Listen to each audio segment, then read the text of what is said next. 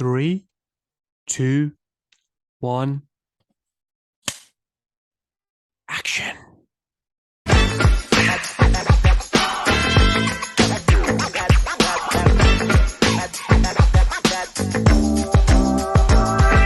Well, let me tell you something, brother. You look well, so I'm glad to see that. Oh, thanks. I No, tried to get an extra hour of sleep for this interview specifically. I appreciate it. And well, I mean, obviously you're well because we got another season of Darkside. Yeah, Which man. kicked off yesterday. I mean, does it get, I don't want to say old because that might be the wrong way. What I wanted to ask was, does it ever, because it's now season 5, does it ever feel like, oh, it's normal now. It's just, yeah, this is what we do. Or is it still like the buzz, the excitement of like, oh, this is, wow, another season, like how it is when you first do it? No, it's still exciting, man. I mean, it's like, when you're a kid and you're like blowing a bubble, like a bubble gum bubble, and it keeps getting bigger and bigger, and you're like, whoa, how far can this go? This is crazy. It's kind of like that.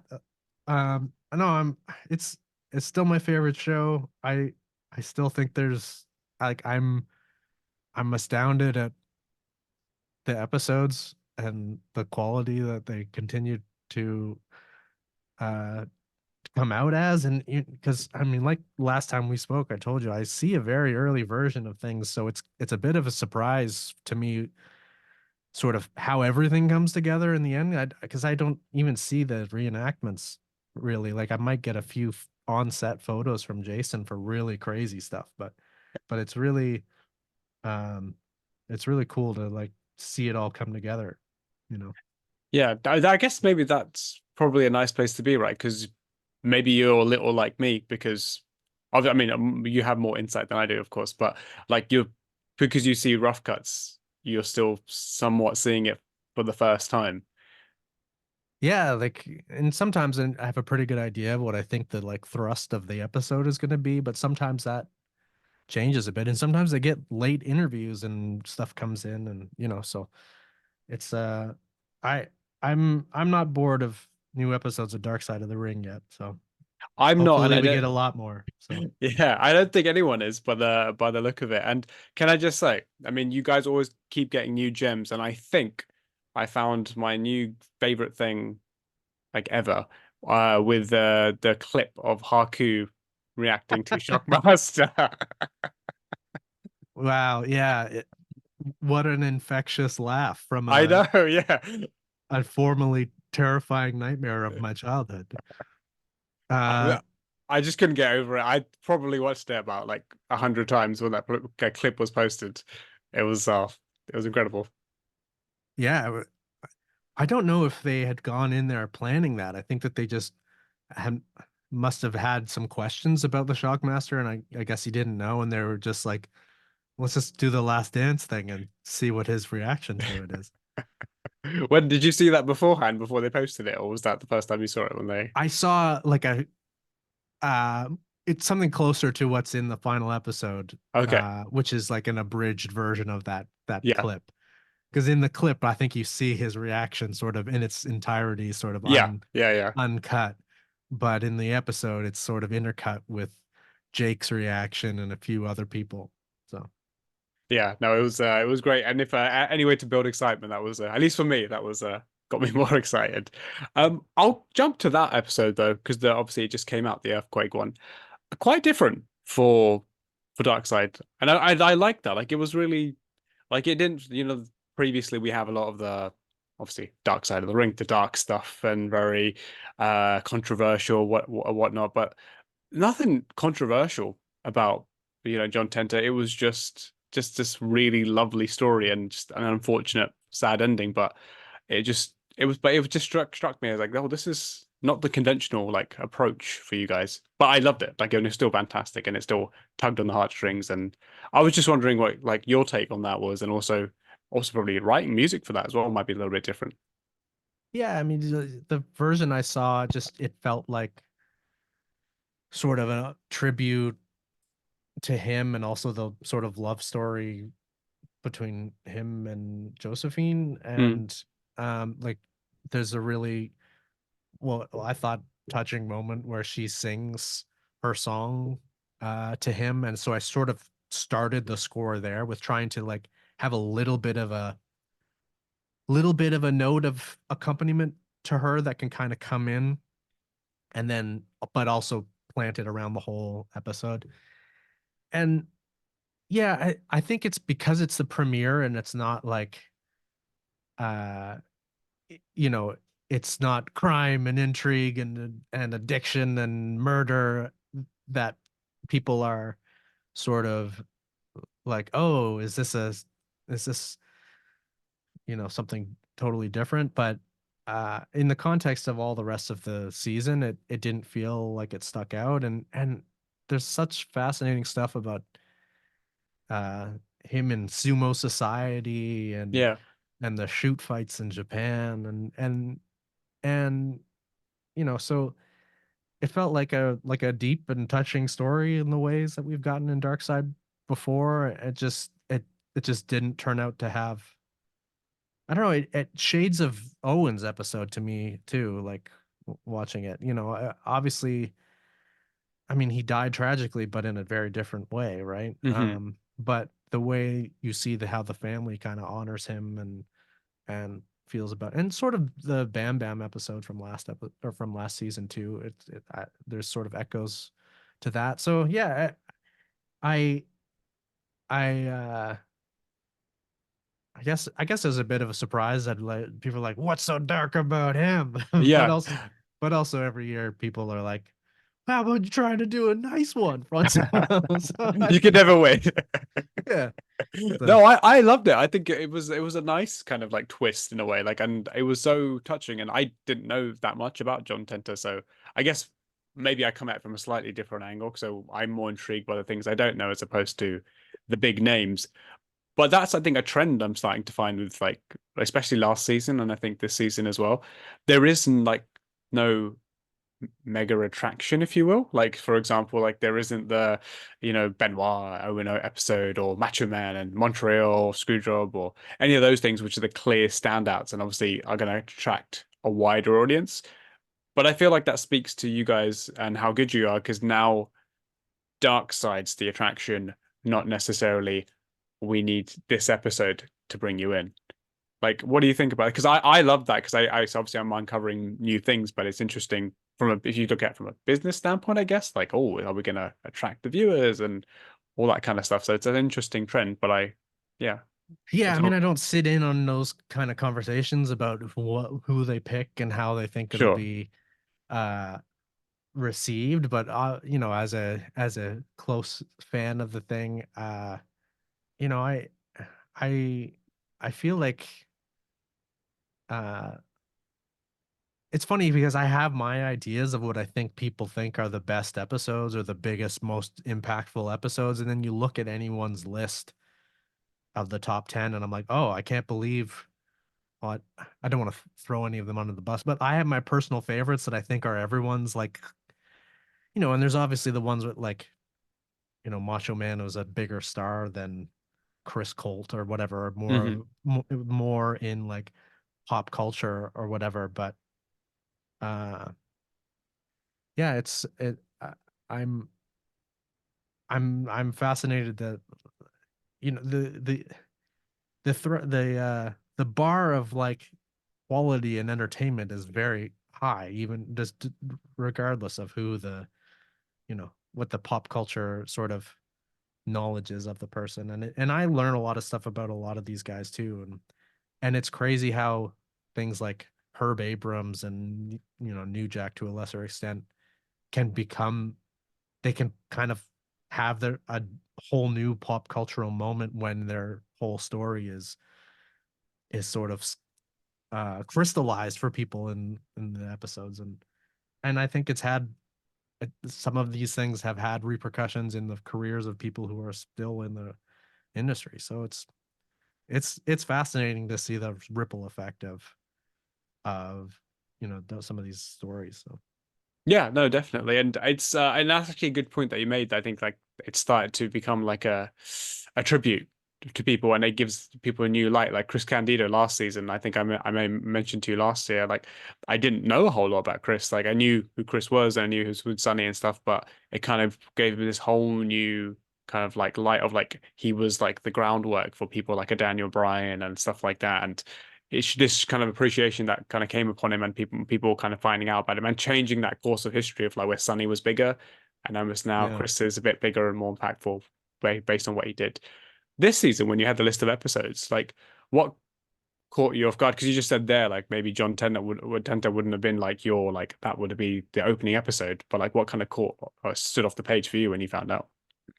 Well, John Tenta was probably him and Brutus the Barber Beefcake were probably the ones I was like most initiated with. Hmm. And I don't think Tenta was I didn't get it as the first episode. Like sometimes the order that they get broadcast is not necessarily the order we work on that, and that's just a scheduling thing and how sort of footage is coming in and whatever. Um, but yeah, like I guess Chris Colt is the one that's a bigger like this year is or this season is one that I knew literally nothing about. I don't know if I ever heard his name before, and is a crazy story.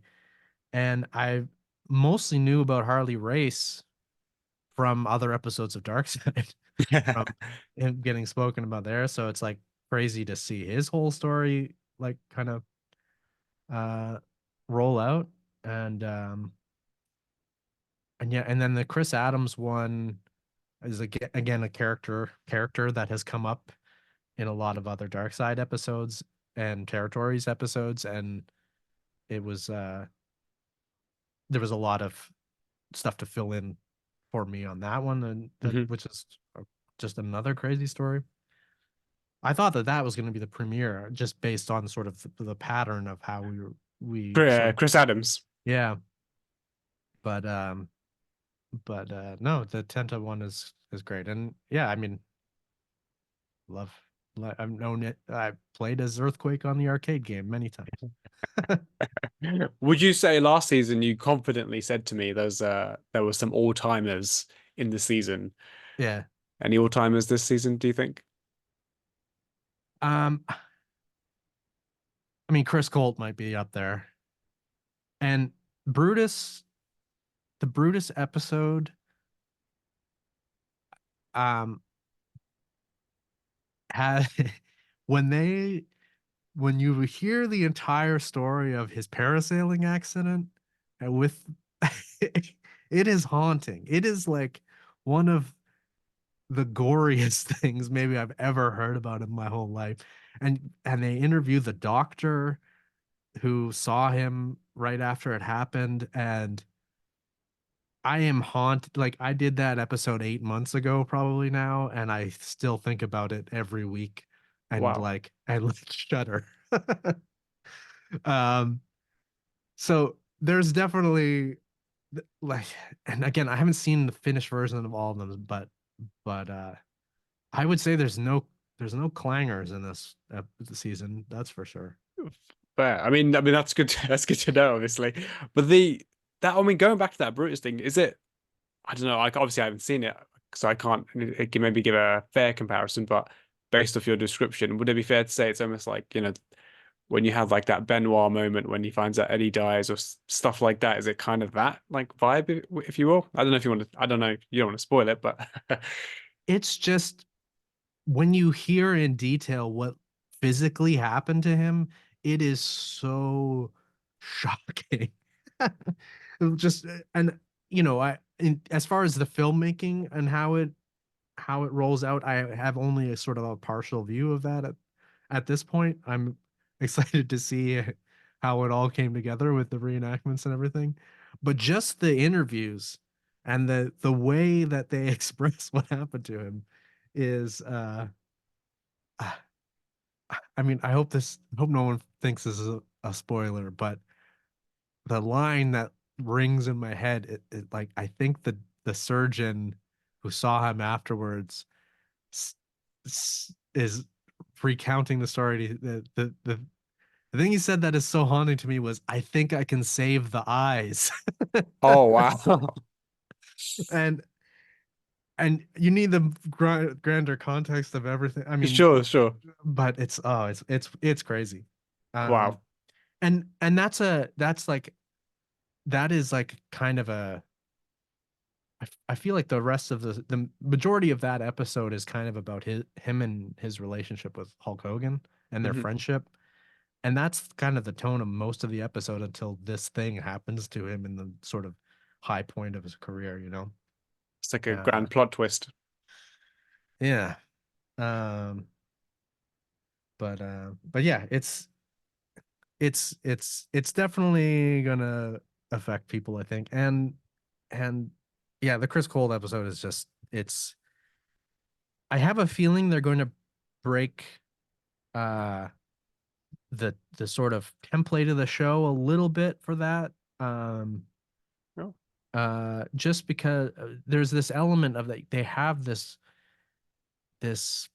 uh I think it's effectively a manuscript for the book he was, or his basically his autobiography, or it's kind of a cross between a journal. It's all handwritten. It's like it's the journal he was keeping through his life, and they have members of his family who are kind of reading stories from it and reading his sort of like it had the early version that I saw felt a little bit like Taxi Driver or something. oh wow. And Like a narration over the top.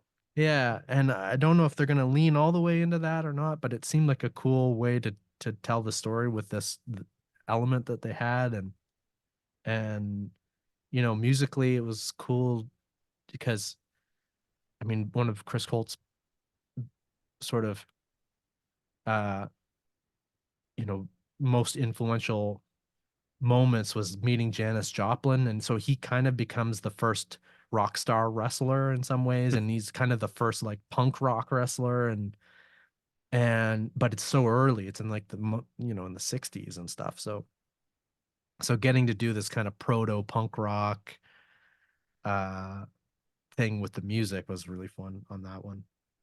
So I think that's one that's gonna that's the dark horse this season of like he's probably the one that people know the least about of this generation anyway, and it's gonna be like, wow, I can't believe I didn't know anything about this guy. I mean, I'd look forward to it, and I think I'm just now the Brutus thing's gonna just be stuck in my head because I think I'm just gonna be waiting for that now, like the whole season. When it comes to writing the music for it, obviously you got so many different episodes. I know last season we spoke about how it's obviously very based on that episode, the context of the episode. You talked about the whole beach thing with Sunny, and he Yeah. had beach vibes from that.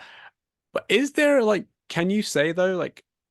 There is some sort of trend like this, like so when you're writing music like as opposed to like for a film like the Aliens film that you did with Jason, but like or writing for Dark Side, is there like a trend or category where like this is kind of the style of the music of Dark Side of the Ring, or is it just so based on episode by episode? I There's definitely a dark side accent, musical accent that you know I can pick out the things that I feel like, oh, that's very dark side, or that you know and because we cross pollinate music a bit between the episodes, my goal is to try and identify the unique stylistic thing I'm going to try and do for each episode, but I do want them to have their own identity, and you know a lot of that is uh I think it's also comes down to my musical accent and things that I like, things the just the minutia of what I think has impact and motion and emotion. Um, so yeah, there's definitely, and now that we've been parodied so many times by whether it's AEW or every time somebody does something controversial, there's somebody does their version of my score in a video or something. It's like, What's that? Imitation's the greatest form of flattering, isn't that the hey, line? I'll take it. The arpeggiating kind of synthesizers, and there's a thing I did this a bit in season 1 and 2, but it really uh like in season 3, I leaned into this more and more across more episodes, which was uh a lot of these sounds from sort of workstation synthesizers. And that doesn't mean a lot, but like in the early days of digital keyboards, um, there was kind of analog synthesizers, which you would think of like the John Carpenter thing, but I was listening to a lot of like the music from X-Files and Mhm. early like 90s TV music and stuff. And there's a lot of those sounds that people I think now would write off as like cheesy or like, and um you know I think before Dark Side even started, Jason showed me videos of demos from these types of instruments, and I kind of wrote it off because I sort of thought they were cheesy. Hmm. But then I started finding ways of like messing with them to like work in our world, and now the the other sort of like light bulb moment in my brain that happened around season 3 as far as that stuff goes was the original idea of the series was this like where kayfabe and real life collide, and like what is real and how does art imitate life and life imitate art in the wrestling ring and all of these sorts of things. And I started thinking more about that in a musical context of like mixing live instruments with their really sort of day-glow like bad digital versions from like synthesizers from the 90s and stuff. And uh it that now is the thing, like those types of sounds, like when I hear them I think of X-Files or Forensics Files type of or Unsolved Mysteries, and I think of Dark Side of the Ring, or at least part of my approach with Dark Side of the Ring. It's kind of appropriate for the show as well, because obviously the show's talking about things from the past and bringing it back. So kind of what's old is new again. Yeah, and I love those sounds now. Like I mean, to get really nerdy, there's like a like Roland D50 synthesizer, which you'd hear some of the sounds on that and be like, this just sounds like Enya or something. And it's not like it's not what the average wrestling fan would think of as like the thing to generate like cool music or Yeah. I don't know. And Korg M1s and Tritons and stuff, these workstation synths from the 90s that are like kind of sort of sampled um and yeah, they it's the same way that you have like associations with fonts to different things. There's like some of those sounds, I have associations, nostalgic associations to things like X-Files and Unsolved Mysteries, and also to Jim Johnston. Yeah. I think that he was like a little bit later on experimenting with some of that stuff. Um so yeah, ARPs and sort of cheesy digital synths from the late 80s and early 90s and That encapsulates Dark Side of the Ring music. I guess my like brain like that's sort of how that's what's emerged anyway. Yeah. And if I had to try and describe it. Yeah. It's funny you mentioned Jim Johnston, because one of the things I wanted to ask you was I read one of your interviews and you said I think you obviously I think you did it obviously a bit tongue in cheek, but you said you were one of the few or only experts of writing music for wrestling. And Yeah. if someone perhaps seriously came to you and was like, what's the art of like what's the approach for writing music for wrestling? What would you say? What could you say? Uh it was tongue in cheek, so I don't Yeah. have a canned answer for you, but um I think just be sincere. Like just uh treat treat it with the, you know, I I mean it's a funny thing. We're doing such completely different things, but it's like for him, I think it's like make the best theme song for each of those gimmicks. What is the very best version of the theme song for each of those gimmicks? For me, it's like like with John Tenta, for instance, there's like I think there's a cue called 846 pounds, which is a sort of the it's like the biggest percussion and anvils and stuff, something that I'm trying to impart this idea that that Fred I think talks about is like combined they were 846 pounds. And then there's like love themes for Josephine. So and I just, try and treat both of those things with the respect and prestige uh that they deserve, and not go too far into parody or anything like that. Yeah. You know, I mean, sorry, go ahead. no, it's fine. It's fine. I was just gonna say, like, it's yeah, you talk about this in Sarah Straight, and also like obviously trying not to. I think the last time you said it as well, you didn't want to obviously just go off their theme songs and just show them the wrestling side, because obviously your job is also to kind of help tell the overall story of the episode, not just give them 2 minutes of an entrance. So Yeah. obviously it is a little bit different. But one of the episodes this season is Sandman, Hmm. and obviously if there's anyone, and I don't mean this in a obviously disrespectful way, but if there's anyone that was known for their entrance, Sandman, and obviously Enter Metallica, all that kind of stuff, Yeah. incredibly iconic. I struggle to think that like that didn't play a factor in like when you were trying to write music for that episode. Um, I wrote a new entrance theme for. I don't want to spoil anything, but Sorry, there. pulling out of here. What I'll tease about the entrance of Sandman is the entrance of Sandman is might be like one of the most iconic, uh, sort of most well-known entrances in wrestling history. Evan came to me super early with like, I have this idea to do something a bit unexpected with how we're going to do this. And so the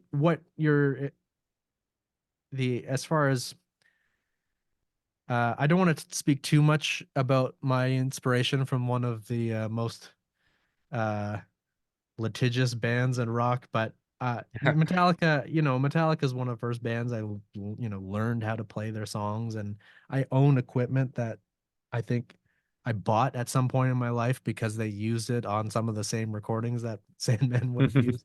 So in a very, again, hyper nerdy way, I got to use that some of that stuff in the score as just my own personal nod to specifically the production of the Black Album, but never never going all the way as to just making a sound alike of Enter Sandman or something like that. Yeah. And when it comes to his entrance where Enter Sandman is the thing, we're gonna we we're gonna zig where you expect us to zag. Okay. I'm And hopefully I think it's a potentially a bold creative decision, but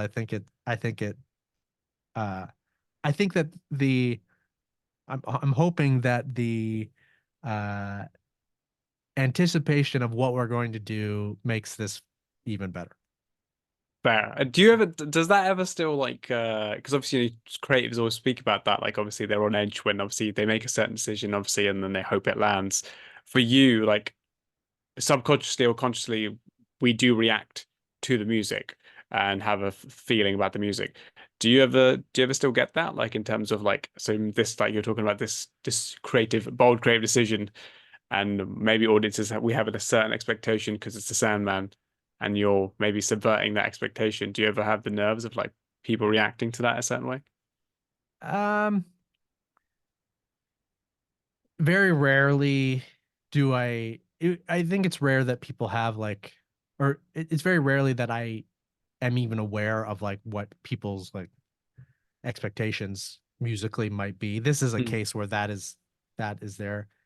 And and to be honest, like I I have a little like internal tuning fork or something that I know whether or not the music is making the picture better or not, Hmm. and whether it's working or not. And that is my like primary goal in doing this. It's just like, okay, does this piece of music, is it sticking to picture, is the way that we kind of like always put it. Is it sticking to the picture?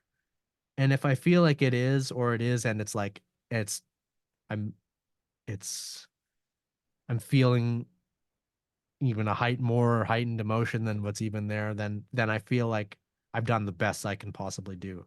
Mm. Um, and and and I think that that energy will sort of, not to get too woo woo, but transfer to people when they see it, if it hits in the right kind of all the right Yeah.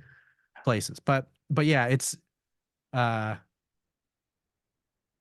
I guess the only thing is that like there's a few times where like they're like when we did the warrior episode, it's just like people expect to hear that theme, and Mm. they got to use a little chunk of that theme, but then I that theme is greatly influential on me as well for the whole series. So it's just like, okay, well, how can I take my influence from that? And I think I can't remember if we talked about this specifically before, but I just, on the warrior episode, it was like, okay, he's become, the episode is called Becoming Warrior. He's changed his name to Warrior. He's making a comic book of Destrucity and his Mm. whole mythos, and it's just like, what's the hymn book of the warrior society sound like? And what, and like, yeah, like how do I take that as the only known musical artifact of the warrior sort of society, and make a whole hymn book of it to uh parse out over the story. Yeah. Yeah. I mean, it's probably the healthiest approach though to have that kind of just I know, and then I don't know if you intentionally shut off, but then just be like, it's done, and I'll go I'll go back in my cave, so to speak. Yeah, and we spoke about this last time too. Is just like I work so fast on the show that I don't have a lot of time to dwell on. It's I've got to, my goal has got to be smaller, and it's just like I have my I have my high concept ideas of what I try and do, and then as soon as I start writing, I do not stop until it is done, Yeah. and and at and everything is a yes or a no based on like, is this sticking to picture, is it working, is it making the thing better? Mm. And and uh I so at that after that point, I'm just like, well, here it is, and I'm strapped in until the episode comes out, Yeah. and people either say, like, the comments I get are either, it's typically either like, I want this to play at my funeral, who wrote this song, or why is the music so loud? So um and I'm fine with all of those. Sure. I guess the funeral one, a bit weird, but I guess a compliment there. Yeah, yeah, Yeah. Yeah. definitely. We're in a really interesting time now. Like, obviously, lots of people are saying this now because that wrestling is booming again. Like, loads of people say that, like, we're in the biggest boom period of wrestling since the Attitude Era and things like that. And there's a lot of merit behind that argument. I mean, even Rock's now saying it in promos. Like, obviously, he's back and he's like, wrestling's cool again. Like, he's out and out saying it on television. Do you see that kind of having some sort of ripple effect on like a show like Darkside? The fact that just a general wider audience is seemingly coming back into wrestling. There's a lot more appeal. People are watching not just WWE as well, even AEW, like Sting's retirement was really big, all that kind of stuff. There's a general just interest in it that there once wasn't. Do you see that having a knock-on effect on things like Darkside, where people now are just more likely to just gravitate to something that is somewhat wrestling related? I hope so. I mean, it's funny because I still have the like, I went to a party of like Canadian composers like not that long ago, and met a bunch of composers that I've never met before, and a lot of, oh, what do you work on? And like, I work on the show Dark Side of the Ring. They're like, oh, we've heard of that. What's that about? And it's like, oh, it's about like true stories from the world of pro wrestling, and I can sense the eye rolls and some of the people that you would have gotten, before all this, until I go into the depth and I'm sort of give them the elevator pitch of a couple of episodes and what it is, and they're like, "Oh shit, this sounds amazing." Um, so I I it's it's hard to say. Um, I gotta say it's been a bit like it's been a bit kind of like frustrating about the number of people asking me about Iron Claw and if I've seen Iron Claw and do I know this story of Iron Claw? And and no diss to those guys because they were I mean I think they've been developing that story for a long time, Mm. um but it's a funny thing of like it's like when you're a kid and you're like, oh like the the the kids that don't like you at school asking you if you like this band that you've been listening to for 5 years that is suddenly popular now or something, Yeah. and you're just like, it's just I'm not that bitter about it, but it's I will say that I think Darkseid, and I think I someone sent me a clip of the director of Iron Claw basically putting Darkseid over and saying that Darkseid has helped them be able to make that film and help the appetite of Amazing. for sort of deeper, I don't want to say deeper, but like this type of storytelling, uh prestige storytelling for wrestling to kind of like grow.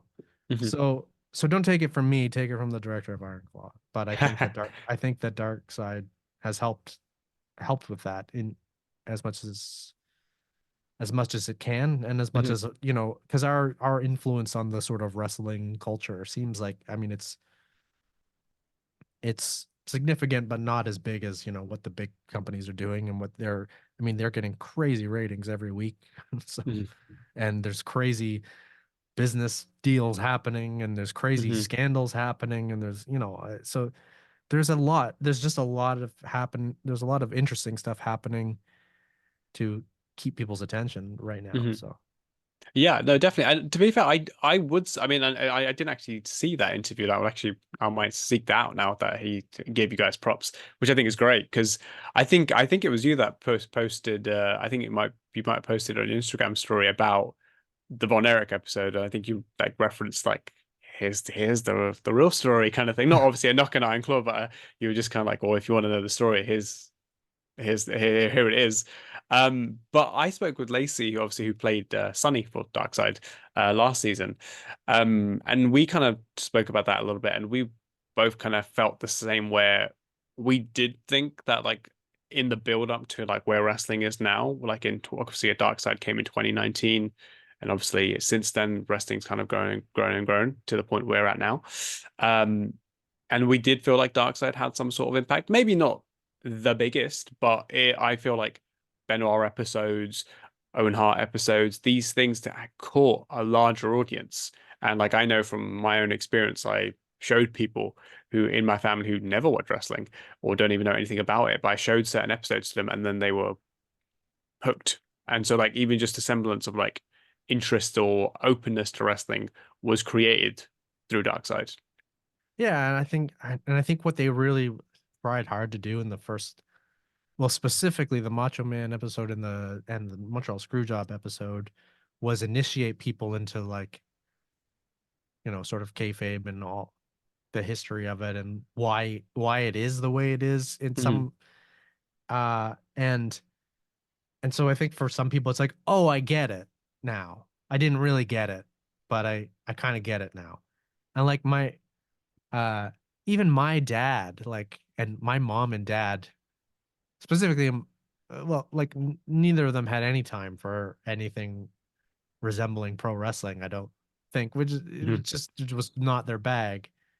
But they have a friend who's a pro wrestler, like in a small local promotion, who, uh, as much as I'm like, oh, I think you should see I think that you would like this, and I think that when they saw some of the episodes, they're like, okay, and then they have a friend who's like, that's one of the greatest shows ever, and really helping put me over, uh, with my sort of family back home.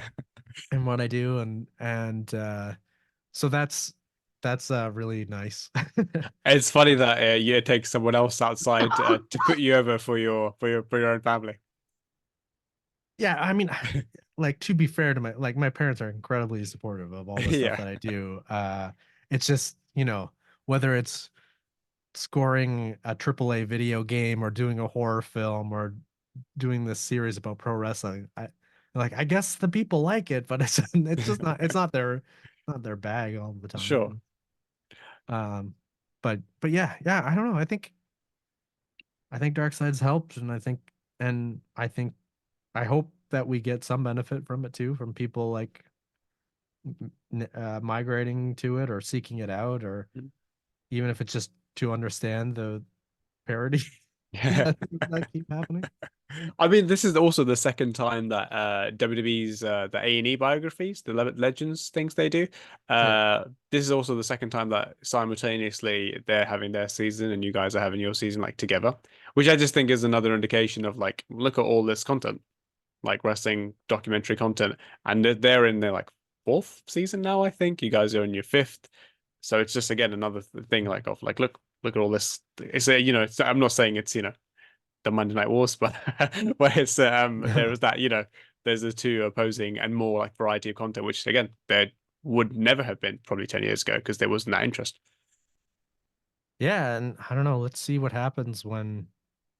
I mean, I guess WWE is going to be on Netflix Yeah, later, yeah. like starting Next next. Is year, it next? yeah, Technically next year, yeah, January 2024. and they're trying to figure out what's going to happen between September and January. But Yes, for Raw, uh, yeah, they have to find yeah, out in America. I think, yeah, that's the problem.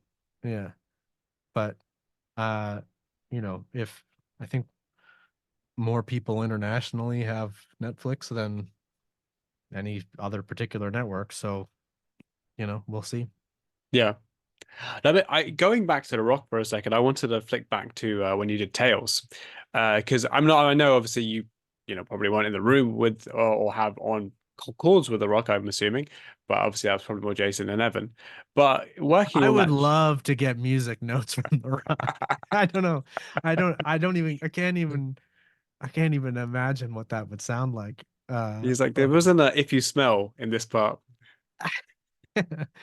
yeah, like I think we need to get a little bit more delicate with the woodwinds in this section. That's a terrible impression, but I can't, it's the best I can do to like even begin to think of what it would sound like. Sorry to cut you off. No, you're fine. You're fine. No, I was just wondering, like, did you, when working on that show, when doing the music for that show, did you ever get some sort of indication of like, because I'm assuming maybe sometimes it might have been Evan and Jason and stuff might have been the middlemen, so to speak, if there was ever anything for $7. But like, did you ever get a vibe or indication of kind of what he was like to work with and creatively how he was approaching the show in any way or his input? Not really. I'm totally insulated from. I by design I try and keep almost all of my uh communications just with Jason and Evan. Fair. There's some people that I deal with from the team for logistical things. I need this file. Here's that file. You need, but creative wise, I try and only kind of speak to those guys, and they they seem to have had a great experience working with them, and as far as uh you know I didn't have a crazy amount of notes or any pardon me or anything on that show or anything more than usual, and he used music of mine on his Instagram, or at least when they were promoting the show, so that's like a huge endorsement. so um so yeah, I don't have any I don't have any salacious details about that, but it Oh, seemed that's it seemed like just like a really nice really nice interaction, to be honest. that's fine. That's fine. I mean, we can just picture the interjection of him giving you music notes as your with your impression. Yeah. It would if he ever sent me notes, I would print them and and put them on my wall. I think it would just be outstanding. You could show your parents that because I'm assuming they know who The Rock is. Yeah, everyone knows what The Rock is. He's Um, gonna run for president one of these years, I'm sure. I mean that seems to be the indication. Um, one another question I had was this was just like a random thought I had. I think maybe it struck because of Sting's retirement, and but this was like a musical tie-in because last year I was at All In when they came to Wembley, and they played Sting's Metallica theme, but we didn't know. So obviously we were in the crowd, and I was with my brother, and they played what was his Metallica theme called? I can't remember the name of it now. Oh God. Yeah. Do you know which one? I'm It was the blanking late on 90s WCW. He had it. Oh goodness. Seek and Destroy. That's it, Seek and Destroy, yes. Yeah. Yeah, they so we didn't know that was coming. They had a little promo video and like yeah, Darby and Sting were on the screen and then it just hits. And then I don't think my brother clocked and I was like, "Oh my God, that's the WCW thing. That's that." Ooh, I was just popping like mad and I think everybody else like kind of clocked. And it was just this really incredible experience where I was just the music, just the first couple of notes took me back to this memory of like, I don't know, simpler time, nostalgia, and that Mhm. fondness for just this one song. Do you ever have like, I mean, there's probably numerous to be fair for both of us, but do you have that song where you just hear that instance and like and because of Metallica, that's not a wrestling song per se. Sting used it for a period of time, but it's not known for Sting, I guess. Mhm. Well, it is for maybe me and perhaps you, but generally it's not. Is there a song that you hear and you just it draws you back to that kind of a moment of like that? I don't know, as a fan, like a special moment of watching wrestling or just yeah, just I don't know, a simpler time, shall we say? um I mean, I don't know what the uh I forget what the for it is, but I read something or watched something at some point about when they build the Disney theme parks, they try and create it's not an obelisk, but there's some word for like there's a thing that they always want to have in the distance so that you're like no matter where you are, like you're always like feel like you're going towards it's whether it's the castle or like a certain it's like a visual marker. And there was in a lot of the WWE themes, you think of the church bell for Undertaker, you think about the like squealing guitar for the Hitman. There, there's those little that's like the morsel, the perfect morsel of sound that's a musical element, kind of. The Taco Bell bell is like that, where it's like the musical logo. And this is like an idea that I've been like trying to bring into scoring of just like what is the like unique identifier for this story. And because there are some of those where it's just like I love like stripping it down to like there you hear a church bell sometimes in the distance and just think Undertaker, or you hear the squealing guitar from Hitman's theme in a Van Halen song or something and you think of Hitman, and it's like it's I try and I mean the it's not even a musical element, but like in Dunkirk, the watch sound or the ticking clock and there's so I'm trying to think more and more about the like the trying to create the like the musical. It's like a missile. It's like the smallest possible amount of energy with the maximal amount of like story and identity and tone. You know what I hmm mean?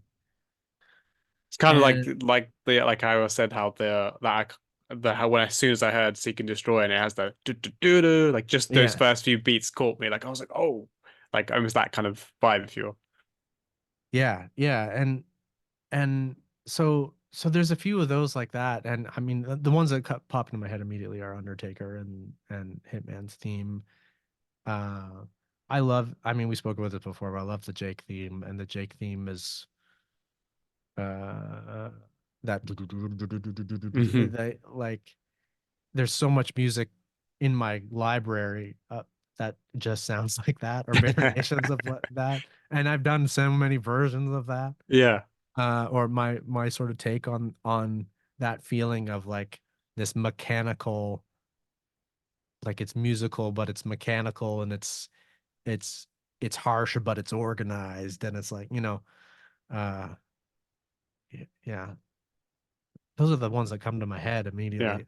There's probably more, I but mean, maybe. I'm sure even for me, there's plenty more. Like, but I think maybe because Sting retired, that stuck in my head. That memory stuck in my head, and Yeah. that the pay-per-view was only a year ago or less than a year ago, so maybe it's still fresh in my mind. Did you? I mean, Yeah. just actually off the cuff, you mentioned a few songs there. Obviously, Darkside interviewed Steve like Austin for the Brian Pillman episode. Was there ever just a thought in your head where you're like, "Oh, could I recreate the broken glass?" uh I yeah, I mean, I thought about it, but I uh there in the design of the Pillman episode, uh there's this thing that I'm juggling. You'll have to go back and kind of, I don't know if it landed with anyone, but like there's uh there's the Hollywood Blondes, and then down from the tree of that you have Steve Austin and you have Brian Pillman, Mhm. and then you have a splinter off that to Brian Pillman Jr. and the Varsity Blondes. And so there's like there's themes for Brian, there's themes for Steve, there's a theme for the Hollywood Blondes which incorporates both of those and tries to like harmonize those. And then there's a Brian Pillman theme, and then there's his end theme, which like all of those things try and sort of come together. Mhm. And that which the I think it's the last piece of music that plays in Pillman 2. And like uh other than the Benoit song that we talked about last time in depth, Mhm. that's the one that uh everybody says is their favorite. Everyone Yes. outside tells me is The their the very the very last song that plays in the Pillman episode. yeah. Oh yeah, yeah, that's beautiful. And so, like, going back to your question about Steve Austin and the broken glass, I wanted it to have DNA that I could use in all those parts that were relevant to that time and that part of his gimmick, and not be about Stone Cold, to be about Stone, so I had his theme. It's like is this chugging bass on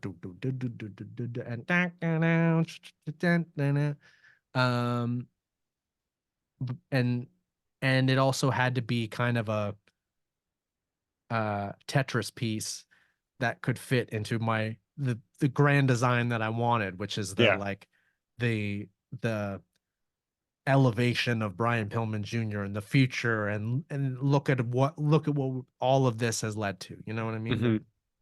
I yeah.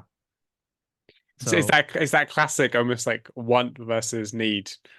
Like like almost like I would love, I want to do this, but can't because it doesn't actually fit logically. It doesn't fit into the yeah, large and story. I mean it's the same. Like I keep talking about the Jake theme and how much I love it and how much I would love to do my sort of it's inspired other music I've done, but when I Mm, did themes for Jake, I mean Jake pops up a lot, has mm, popped up a lot in our show. When I do themes for Jake, we're not talking to Jake. Jake's kind of dead. Like we're talking about Aurelius. And so I want to, like, especially in the Grizzly Smith episode, there's a design there of like I want every member of the family to have these kind of sonatas in their own sort of, they're each one in a different instrument, and the mhm, family is this kind of busted orchestra where, you know, I think for Jake it was like the fiddle or the violin and this, and it evokes the snakiness, but it's totally different from the facade, and it's totally different from the, you know, what the like WWE has given us, and not, you know, and then, the other members of the family, I sort of blocked out what each of their sound was and what their mhm. instrument was, and that was so that we could get to a point of them or those things could be separate, as they are separate, and could musically sort of and metaphorically do what the story is telling us is the reality. So I want to ask you this question as well, Andrew, because I asked this to Andy when he and I spoke about the Wrestling with Shadows. We just reflected on because it was a 25-year anniversary, so we kind of reflected on that. And I asked him because I said we don't see a lot of because the Wrestling with Shadows is in the moment, like it's being filmed. So with when following Brett along, and I said if you were to spin it and do a feature length episode, a feature length documentary like in the form, like in the style of Wrestling with Shadows, on like a dark side subject, who would you do it on? He picked Nick Gage. mhm. Uh, who, if you had a choice, or if so, you've had to do a dark Wrestling with Shadows style documentary on a dark side subject, who would it be? Who would it be? Um,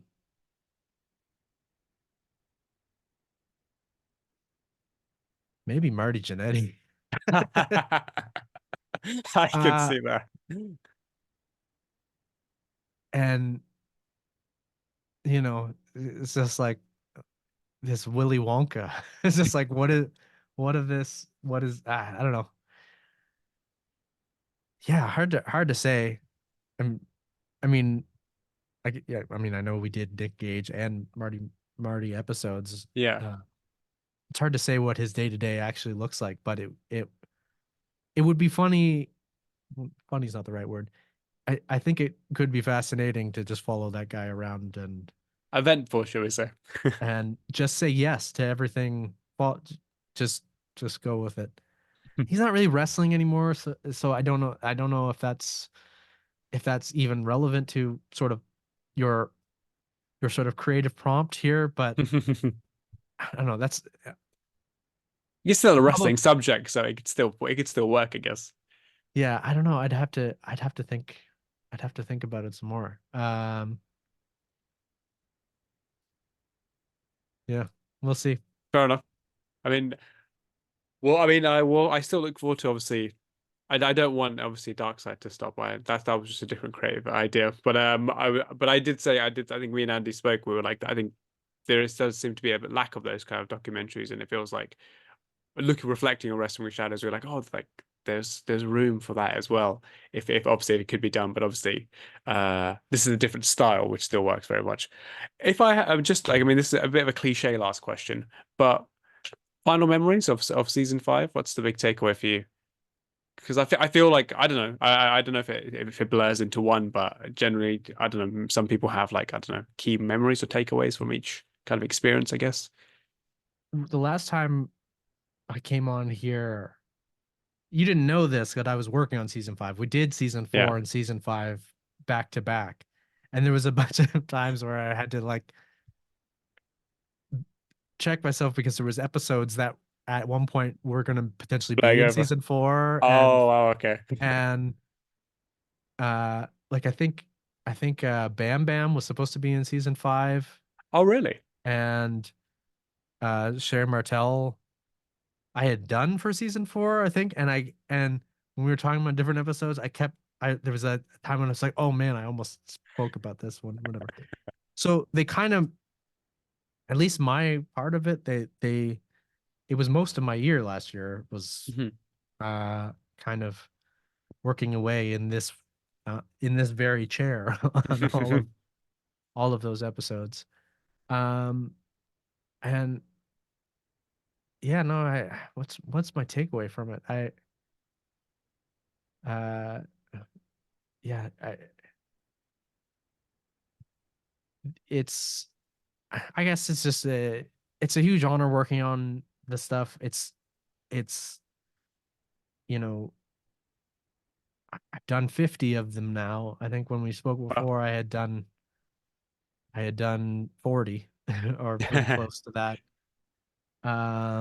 And I've gotten faster at it, and I've the I don't know if you believe in the 10,000 hours rule or whatever, but I've definitely probably put more than 10,000 hours into just music for this show, so it's my intuition for what to do is kind of eclipsing my uh my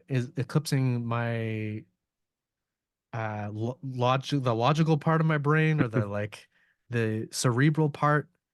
So I, you know, yeah, I'm the the things happened for, it feels like like this, both seasons kind of went by like a dream, like they went by so fast, and like something that happened only in my head, and now the rest of the world gets to Experience it.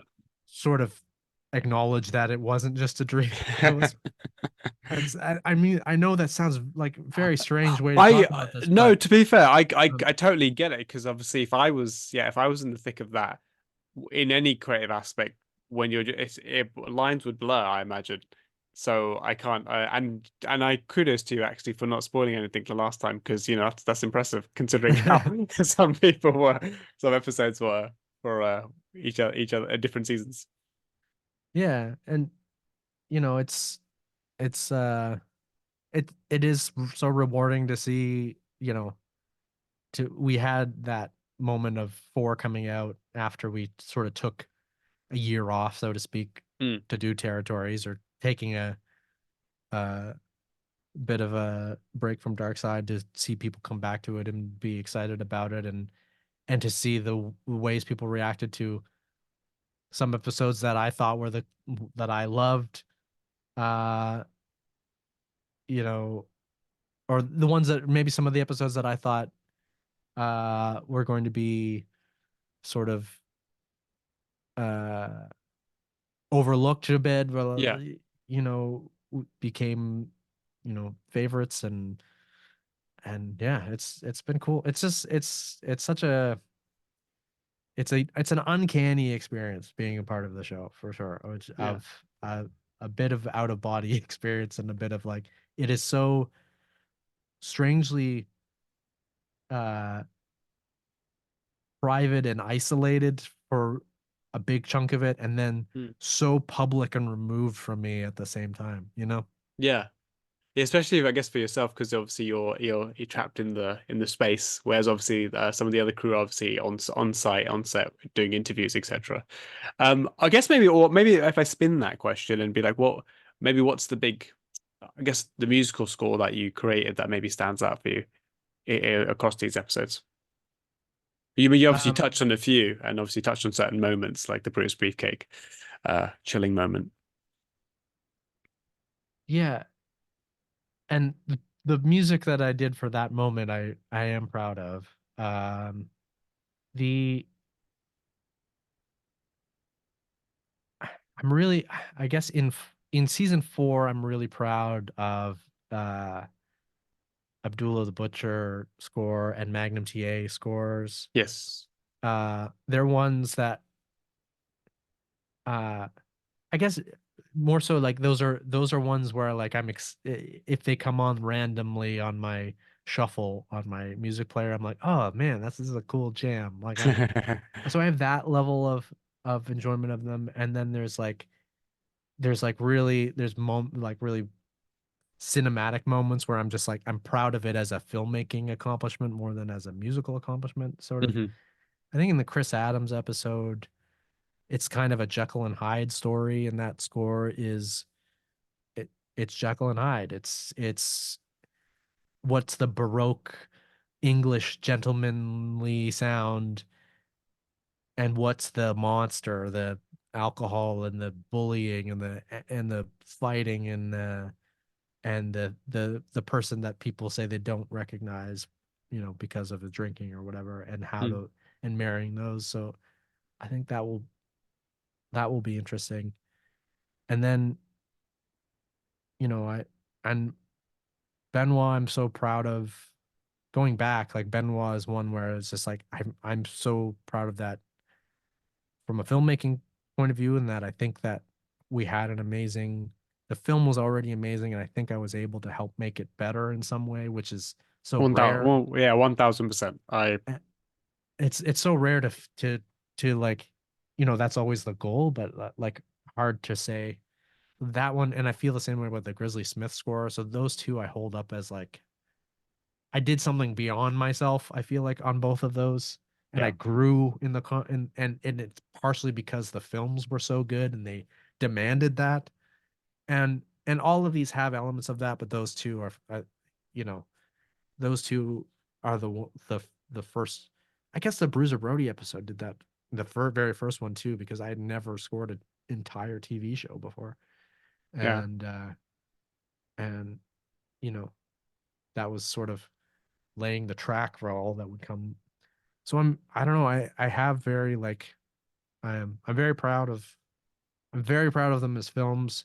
I'm very proud of uh the amount of music that it's like 50 episodes and well, I don't know what the count is. The count is over 750 songs I've done now for Dark Side and Territories, I think so. So yeah, it's not a clear answer, but It's all it's right. those are those are the sort of ones that at least come to my mind more often than not. Yeah. Oh, and Oh, there's a cue from Herb Abrams episode called Las Vegas, which is on the soundtrack, which is it's like our synth harp and drums and a saxophone. I'd never really written a saxophone thing before, but there's something that about that where I'm like, something so cool about this. I wish I could just have a band that sounded like this all the time. And I've tried to like get to, and it sounds like a Michael Mann theme or something. And I don't know how I did it, but I've been trying to recreate the feeling that it gives me, and I've never really done it. And I'm and it, but I've yeah, I've that's a specific song that I'm like, oh man, that was so cool. yeah. But I think that just speaks to all you not being able to give me one answer speaks to the great work. And like you should be proud because it's Oh, thank incredible you. stuff. What's your like this season? What are you looking forward to of the ones? Oh, I mean, let me look at the list again. Um, maybe from a fan standpoint, like as far as like what's I grew up on the most, maybe the Sandman strikes my curiosity the most. Yeah. But as far as like maybe what I want to dive deeper into or want to learn more about, uh, Bagwell and Harley Race, because I'm curious to see. Well, I know a bit more obviously Bagwell because obviously he's working a lot with DDP, so there's a lot of stuff out there about Buff. So I guess maybe that makes me a bit more curious. But Harley Race as well because I know certain things There about are Harley, but not. like in the Bagwell episode, I there's got to be half a dozen wild stories about just him and his family that have nothing to do with wrestling. That it's just like that could have that could have been the best reality show, just hanging out with his family. Some of the things, and so I don't think you'll be disappointed with the Buff Bagwell episode, I um, or I mean to be. Sandman, Oh, sorry, sorry to get you off it. or Sandman for Uh, that matter. yeah, no, I look forward to. I mean, to be fair, and I think to me, it's got to the point where I feel like the episode could be anything. I just have such I'm such a fan of the show, and I have just such trust in you guys, though, the what you deliver, that I'm just like curious and like open minded. I'm like, let's just see where this goes. And obviously, I have preferences. Some I like more than others. But like for example, last year, I think actually it wasn't the standout name episode, like Mighty Jannetty or Abdul the Butcher, but I loved the Graham family episode. That was my favorite. That's the one that hit me the Yeah, most. I thought that was so powerful. yeah. It. And the music you did at the end for that was really, it came together brilliantly. Oh, thank you. And that Adrian Adonis, I feel like that in season four Yes. too, which Yeah. was uh yeah, I have such sort of faith in Jason and Evan and uh you know w what they've been able to accomplish. I mean, how what's the uh stats of TV shows that go 5 seasons, Yeah. and what are the stats of how many of those episodes are like all time like, and I said this last time to you too, and this is and I'm very biased, but I do feel like like a third of our episodes are among the greatest documentaries on any subject. Another third of them are easily among the best wrestling docs ever made. And then the other third are like as good, if not better, than any given episode of TV you'll find on any subject.